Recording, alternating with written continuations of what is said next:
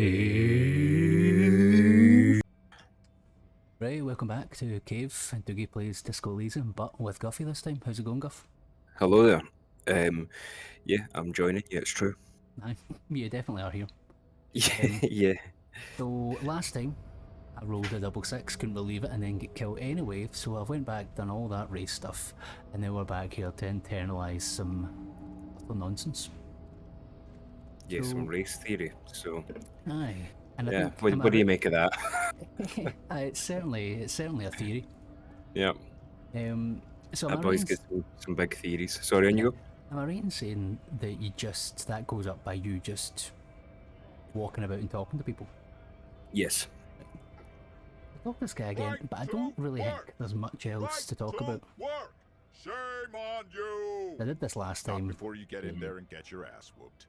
and I'm a bit Learn worried by to do that failure, again, I because He might have some advice, but you got to at least try to fight Measurehead I first. think he realises how Return if you fail. weak I am, because literally my guy had a heart attack in the middle of getting punched. Yeah. So let's no do that. Devastating consequences for having a skill at 1, isn't it? Aye. Yeah.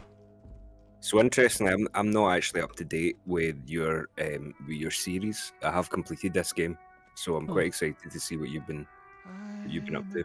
Actually, I wasn't sure if you'd completed this or not. Yeah. I've not spoke to this guy at all. A simple little cadence. He seems to be making it up as he goes.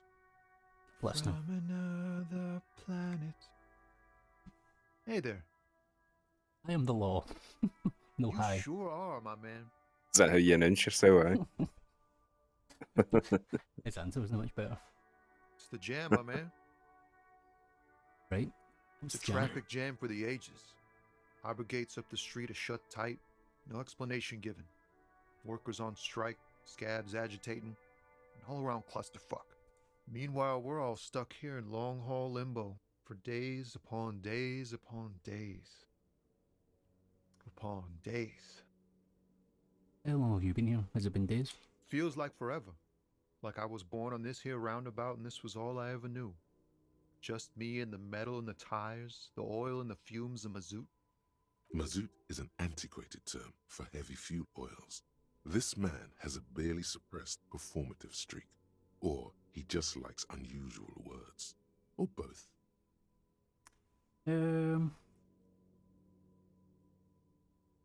Dig your style, man. Yeah, imagine. It's been a whole week already.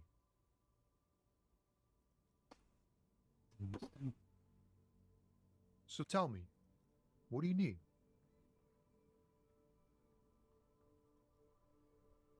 We'll see what he knows. He ain't one of us drivers. I know that. All accounted for. Otherwise, I haven't really asked about that. Been wasting time right here. Keep him busy. It's easy to see he's telling the truth. He's kept his nose out of the dark stuff.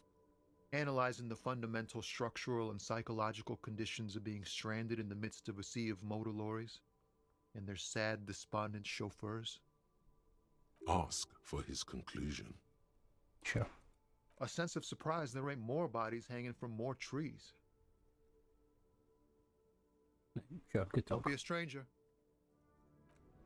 So what was your character like, Guffy?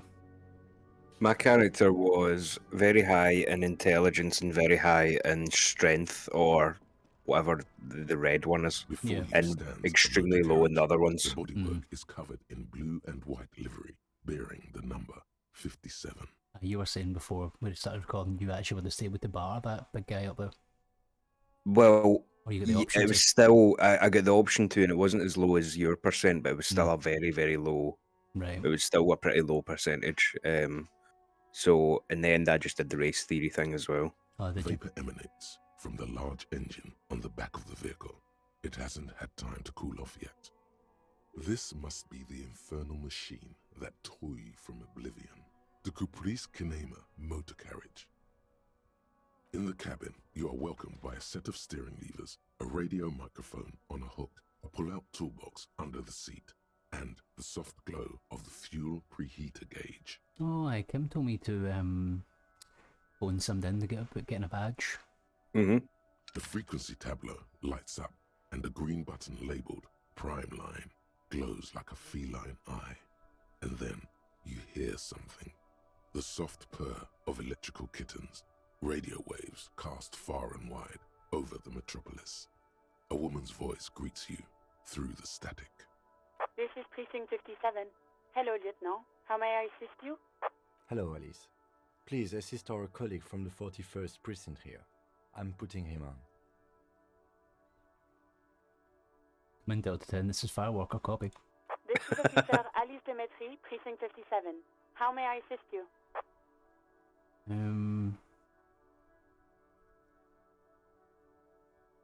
Yeah, because I don't even know my name. It's quite hard. Just a second, officer.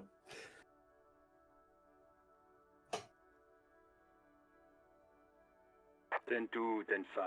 This is 41st. Come in. Over. The man uses relay code. You've got this. You're a cop, and cops know relay code. Sure. 10-4, message received. 10-5, relay message. What's your status? Over. 10-18, state your message, sir. Right, I need all of these pretty much. I need a badge, I need money, Yeah. personal details, they're all pretty important, so badge first. 10-9, over. 10-4, message received. This is a very serious situation. I need to 10-22 the captain. Over. Is it him? What does he want? Says he lost his badge and needs to report it. He what? He lost his badge? This is Communication Officer Jules Pidieux, sir. Over. You mean your partner? Over. What is he saying? A partner called Gene. He's asking who you are. I'm his goddamn partner. Gene. It's your partner, Satellite Officer. Man of Sir. culture, I see. Over. Oh, for a minute I thought my name was Satellite Officer. It's your partner, Satellite Officer, but no, it's not. Right. Did he lose his memory along with his fucking badge? Funny you should say that. Who lost his badge? Fuck Chester. I get the fuck Chester. He's in the wrong line, I think. He's no. Dick fucking Mullen. Who do you think? It's Officer Dick Mullen from the bestseller Dick Mullen and the Lost Identity. Dick Mullen is not your name. It's the name of a fictional detective who would not lose his badge. Defend yourself. Immediately. They're laughing at you.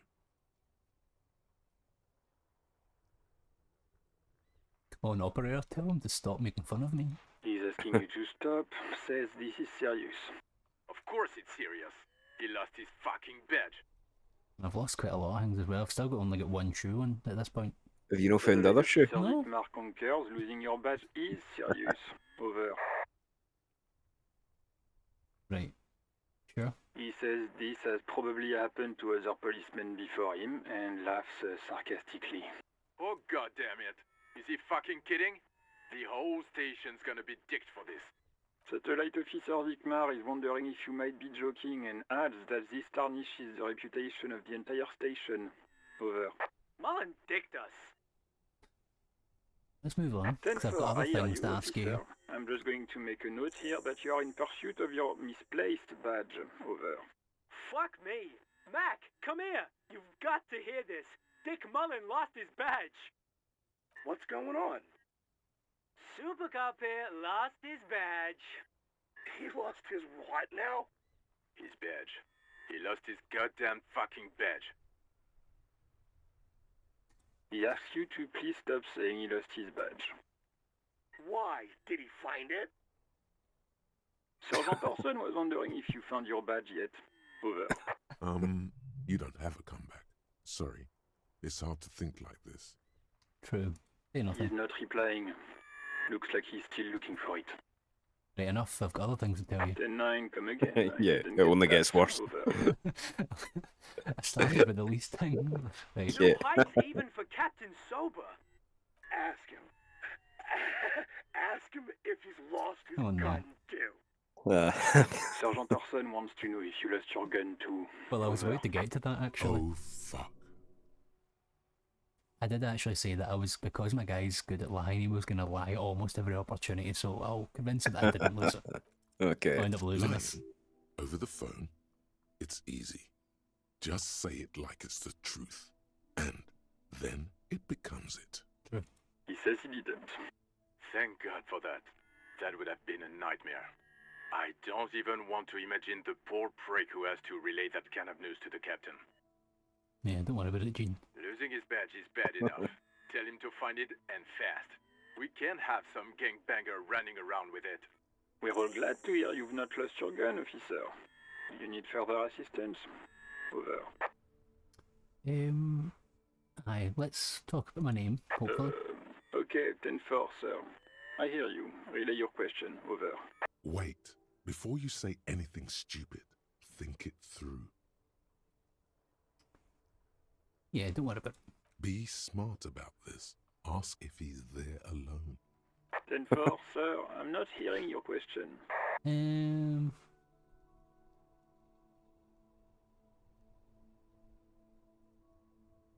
What's this? What? What is it? He's still on the line? He wants to verify the information on his badge. Don't know if I find my badge to make sure it's right. But of course, it says Dick Mullen, High General of the Revacholian Cavalry Force. Tell him to stop wasting time. What do you need, sir?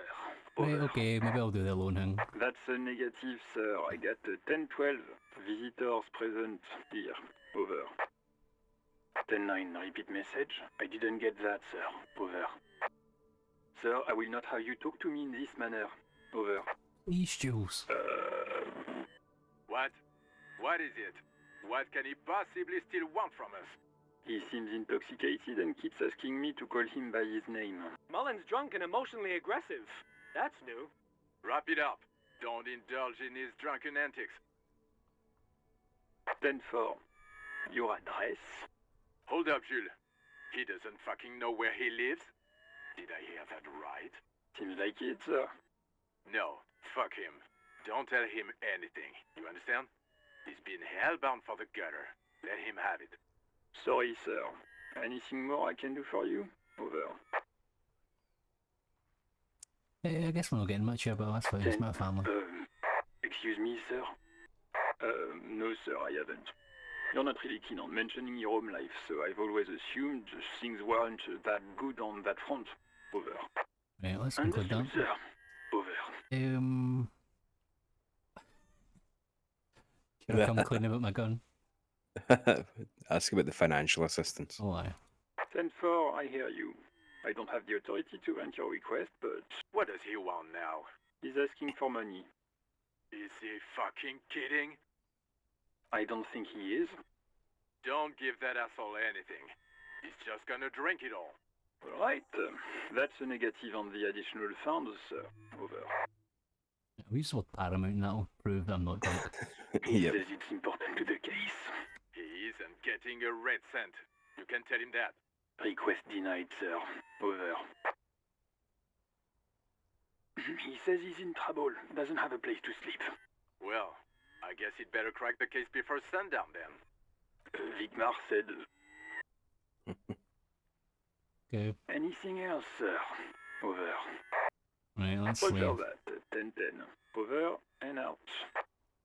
Okay, Phone them back. A metallic drawer slides out from under I'll give the him a few seat minutes. and clicks Yeah. into place. The tools inside are neatly organized. So where's the badge and a gun in here? Take what you need, officer. It's going to be a long case. I'm not protective of my tools, like some men are. He's clearly a little protective of his tools. But what can you do? Work is work. I'm taking it all, thank you very much. Yeah, take The everything. pry bar Yeah, feels nice and cold in your hand. Heavier than you'd think.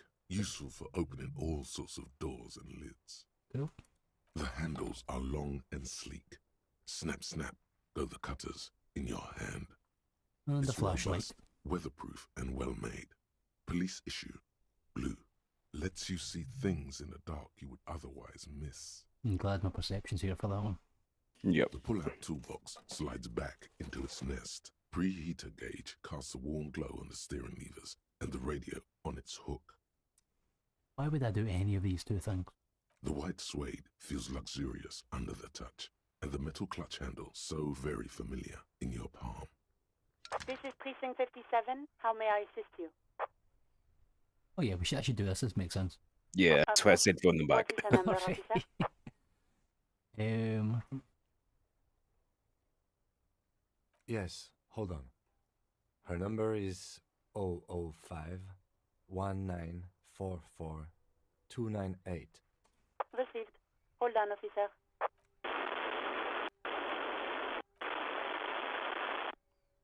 Give it a minute. She might be busy at the moment. Takes a bit to get to the phone.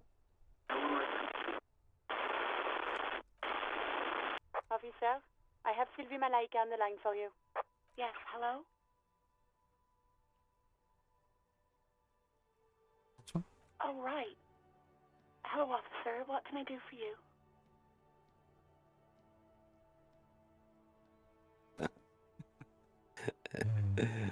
Was it you who got the police? No, not me. What? Of course it bothered me. But I thought the union already knew about the court. No one calls the police. The union would get angry. You know, what the union says goes. People listen to them and they take care of their own, which is like everyone here.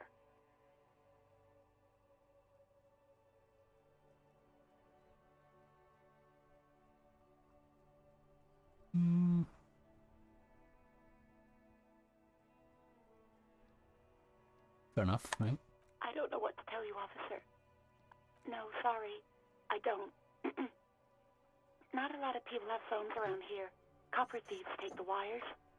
People don't have the money to have the cables put in again. They use the union's phone, or the one on the coast.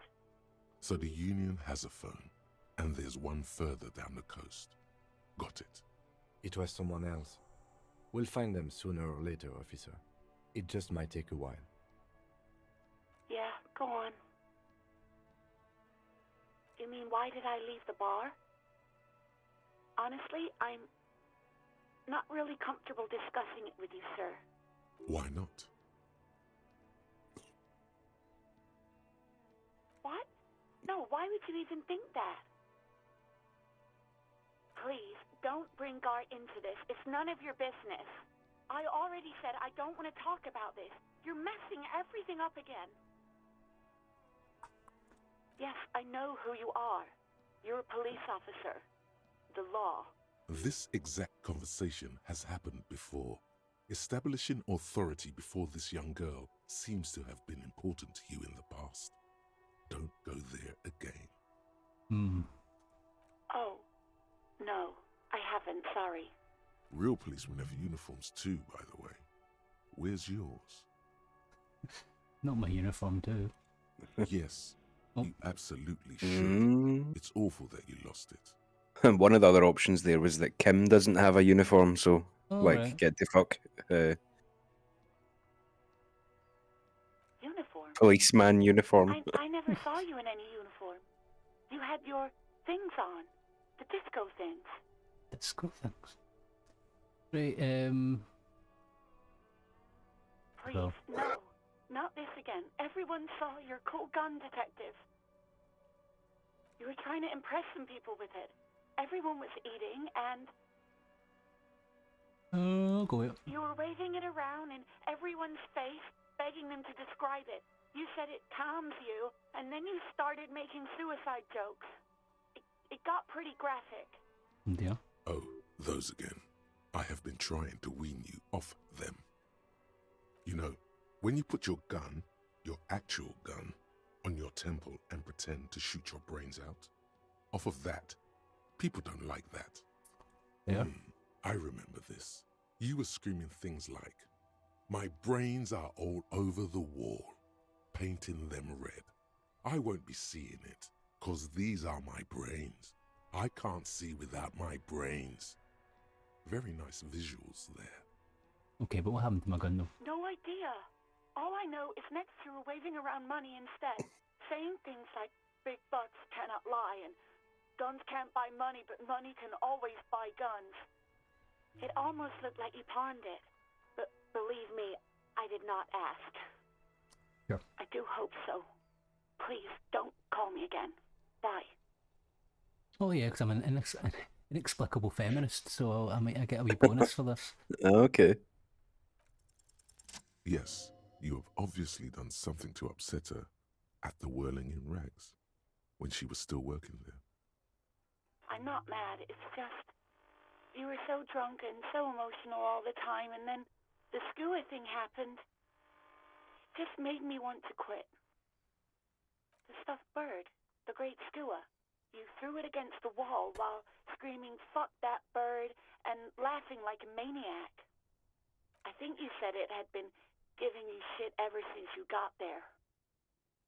I mean, That's you the know, bird yeah. that Garrett's working on, eh? Aye.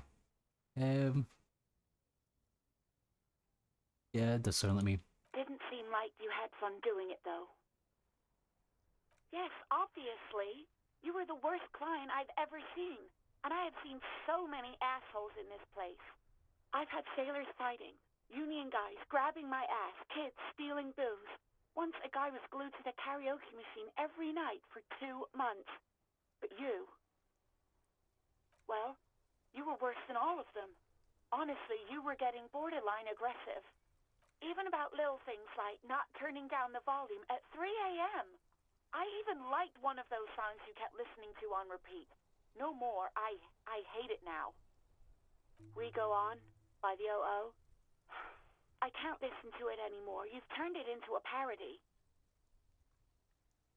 To hell with that song. Then there was your room. Your project. An experiment to see how bad it can get in there. I tried to send the cleaner, but you wouldn't let me. Threatened to make me understand. I had no idea what you meant, and I don't want to know. And then you screamed something about how you're a piece of shit human being, and why does anyone even let you work as a policeman? That you'd fire yourself, but you can't even do that. And then I had to deal with your toilet, the one you clogged with police documents, causing water damage downstairs in the kitchen. I won't even mention you waving your gun around, harassing customers, threatening to sing karaoke, threatening to kill yourself. The ones I had to wrench out of your toilet. Damn it, I don't remember what I did to your damn papers. I don't remember every little thing I do. Especially when there's a hurricane loose. It's your fault for losing them, not mine. That's fair. Something in you wants to immediately forget about this, as if there was a reason you threw them away. No, you really weren't. You were simply the worst. Yeah, we'll apologise. Hopefully, get her to stop talking. I shouldn't have brought it up. Just try not to call me again, and let's pretend it never happened. Right. You hear a sigh of relief on the other end of the radio. Wordless, the call breaks. Then, the already familiar voice. Anything else I can help you with, officer? 57's over and out. In the cabin, you see a set of steering levers. Right. Will that do us there, mate? Oh, I think so. Right. Yeah. All right. Aye. Good sesh. Thanks for joining me. Oh, no problem at all. My pleasure.